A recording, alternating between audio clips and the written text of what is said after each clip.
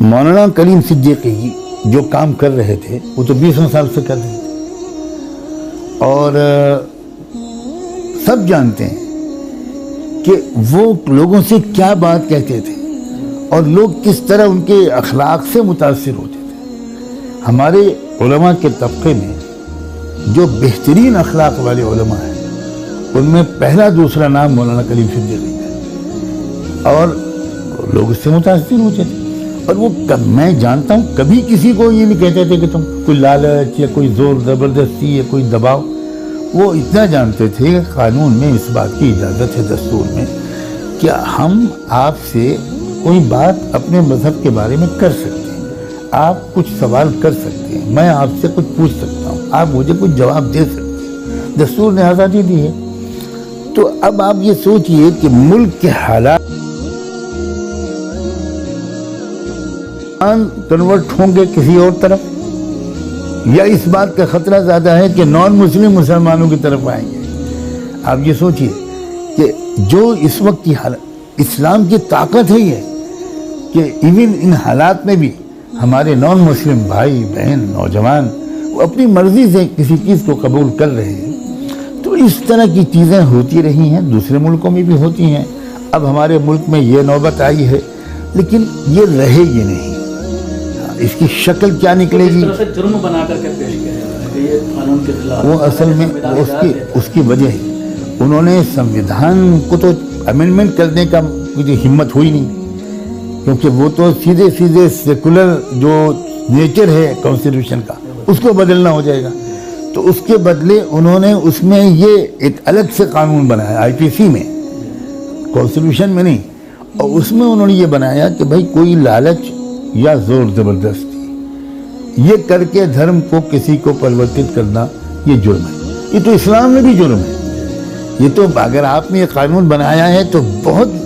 Welcome کرتے ہیں مسلم۔ اسلام بالکل اجازت نہیں دیتا کہ کوئی لالچ دیا جائے یا کوئی زور زبردستی دی جائے۔ سوال آپ کو حیرت ہوگی ہمارے ناظرین کو کہ ایک صحابی تھے حضرت محمد رسول اللہ کے، مدینے میں، ان کا بیٹا اسلام نہیں لایا اور وہ کرسچن ہوا،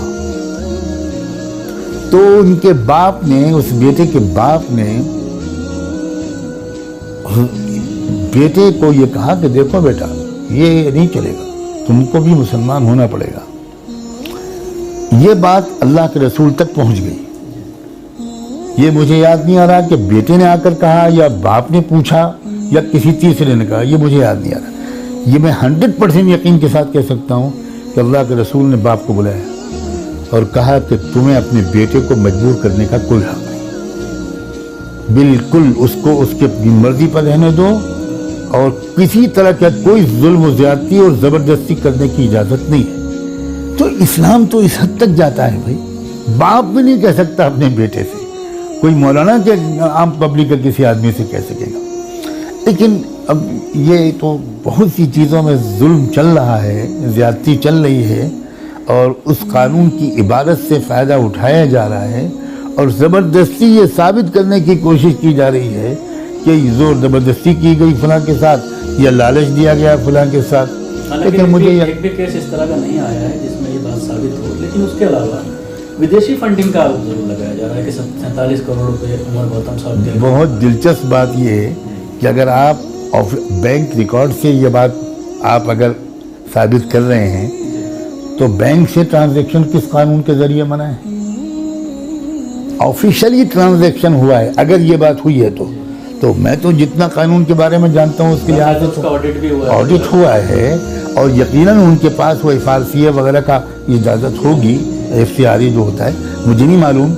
ہے کہ نہیں ہے۔ تو اس کے تحت اگر ساری دنیا کے آرگنائزیشنز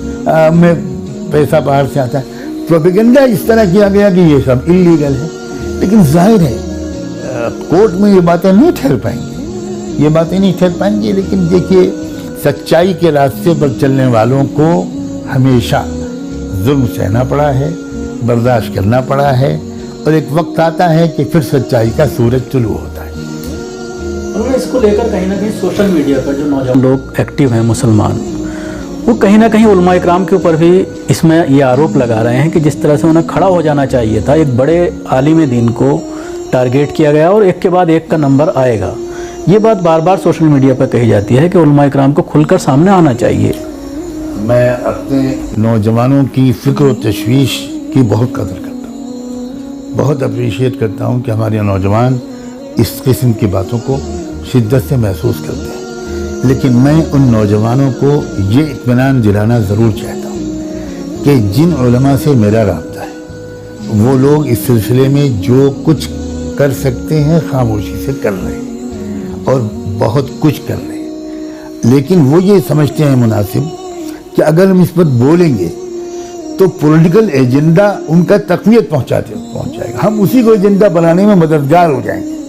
तो वो उनके ट्रैप में फंसना नहीं चाहते। हमारे नौजवान ज़रा इस गहराई को समझें। किसी कमज़ोरी, खौफ और बुज़दिली की वजह से उलमा खामोश हों, मैं कम से कम अक्सर उलमा के बारे में ये बात जानता हूँ कि ऐसा नहीं है। लेकिन वो उलमा ये समझ गए हैं कि अगर हम रिएक्ट करेंगे तो यही न्यूज़ में ज़िंदा रहेगा और यही इलेक्शन का असल एजेंडा बनता चला जाएगा। इसलिए वो इस सिलसिले में खामोशी को बेहतर समझते हैं और जो इसके अलावा जो भी कोशिशें की जा सकती हैं वो की जा रही हैं। और मैं नौजवानों को ये भी कहता हूँ कि नौजवानों, कोई एक दौर बता दो जिसमें हक की मेहनत करने वालों को तकलीफ़ें न पहुँचाई गई, कोई एक दौर बता दो। तो ये तो एक तरह से मज़ीद तुमको तुम्हारी यकीन को मजबूत होना चाहिए कि जो लोग इस तरह की कोशिशें कर रहे हैं